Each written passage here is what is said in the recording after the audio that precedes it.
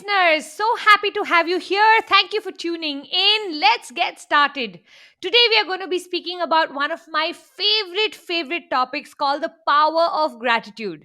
This is something that I'm so personally in touch with since 2006. I remember Puneet and I had gone on this holiday to Goa, and we decided to start this activity every single day of writing down 5 things that are happening right in our life every single day. At that point, I did not know the science behind it, but having done that every day, I saw massive shift in my energy and in my emotional mastery.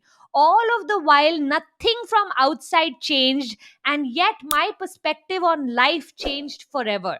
Not only did I start doing it, I started to make people around me do it. And a month later, when I would meet them, they would speak about how their life and their perspective had shifted. So I think kind of stumbled upon gratitude more than, really knowing its power.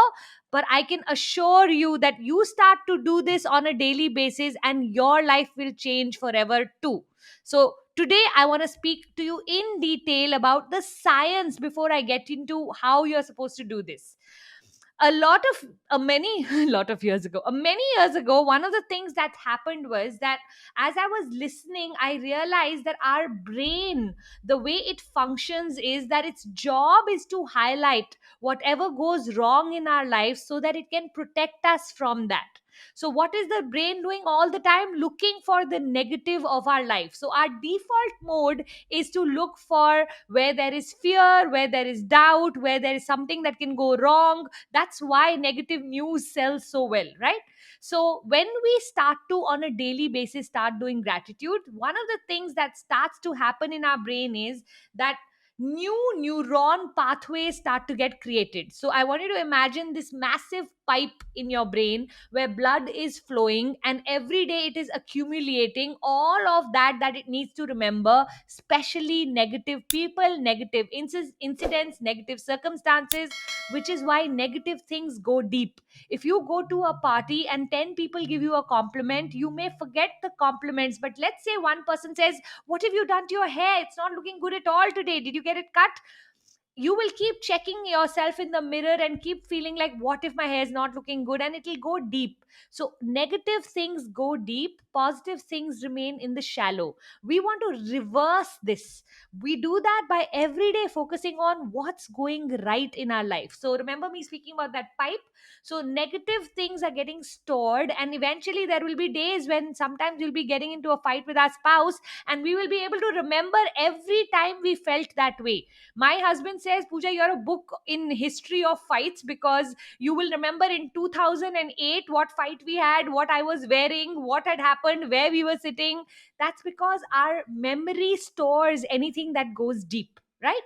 Now we want to get rid of this pipe. What's the easiest way to build a new pipe? I call this the pipe of positivity or the pipe of gratitude. And when every day you start writing your gratitude, one of the things that will start to happen is the blood flow from the thick negative pipe will shift to the positive pipe.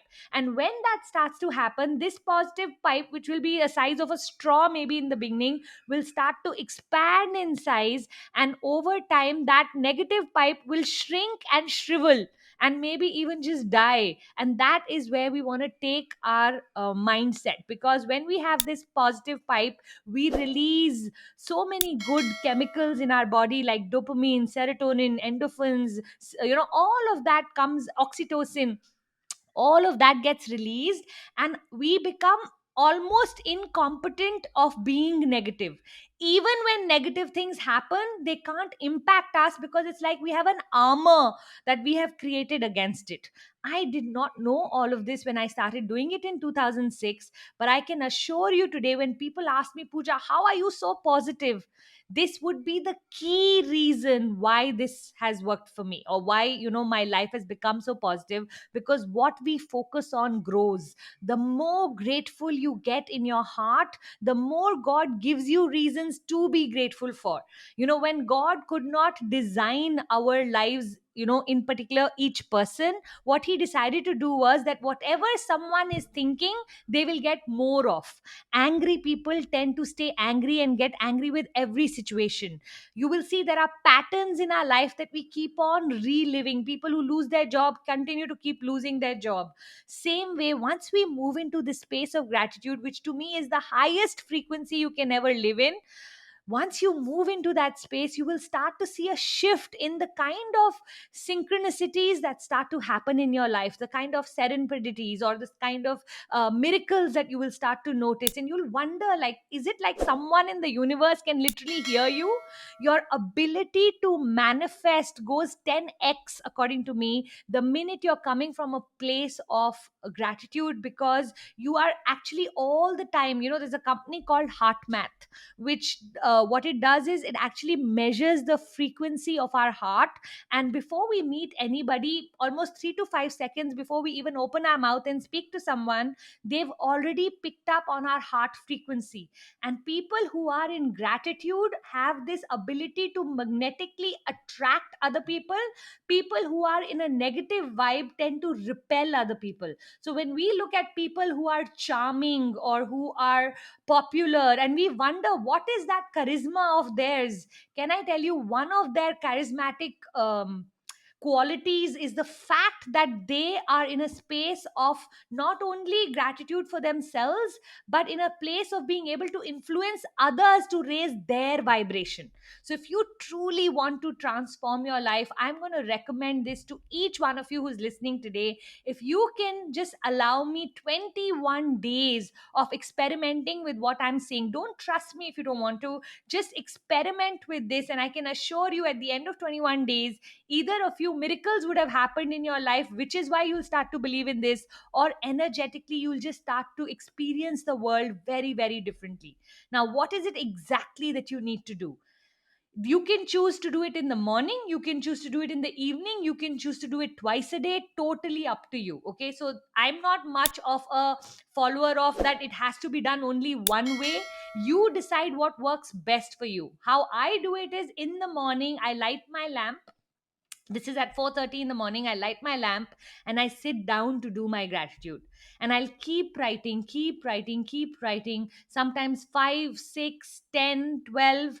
If I by chance know that I'm not in my best mode or mood, I write 25. If I know there is someone who's triggered anger in me, frustration in me, something has got triggered because of something someone said, then towards them specially I will do a few.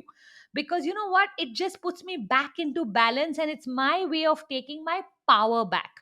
So I'd love for you to spend the next 21 days, either you can do this in your book by handwriting, or you can even download apps of gratitude in your phone and do it that way. The only thing I wouldn't recommend is just to do it verbally. A lot of us feel like, but I'm in gratitude all the time, Puja. That's great, but you know what? When you put it in writing, your neuron pathways become so much more stronger. So, my suggestion is that for some time, try to write. Written word is way more powerful. So, I highly, highly recommend that. There's another new thing that I've learned recently, which I've started to do only in the last 3 months, that I'm really enjoying, and that's called future gratitude. Let me also tell you about what is future gratitude. Not only notice what are those 5 things that happened amazing the previous day, but if you can start to write things that you would like to come true. So for example, maybe I want to touch $1 million this year, so I write, I am super grateful to God for actually touching my $1 million in profit. Or maybe I want to travel, and I write about how beautiful my trip to Maldives was and what a blast I had. So you can actually start to predict your future by writing it out on a daily basis, and you'll start to notice that a lot of what you're writing, you will start to set the intention or the expectation of the universe to make it happen for you. I almost call it, it's like you going to a restaurant and you order food. The same way, you're literally ordering the universe on what it is that you want, and now it's the universe's job to return that back to you. So you can do gratitudes from what has happened the previous month, week, or day, and you can do future gratitudes. You combine these two, the kind of power you will start to feel in your personality, especially in your ability to manifest, will be next level. I highly, highly recommend this. I have now shared this activity with over 5,000 women in my tribe. And what one thing I'll assure you, of all the things that my tribe does, the one thing they don't ever want to miss is gratitude, because every single person comes back to tell me, oh my God, Puja, didn't realize something as simple as this can be that profound. Again, go try it out, notice how it impacts your life, and do write into me. I'd love to hear. Thank you. See you next week.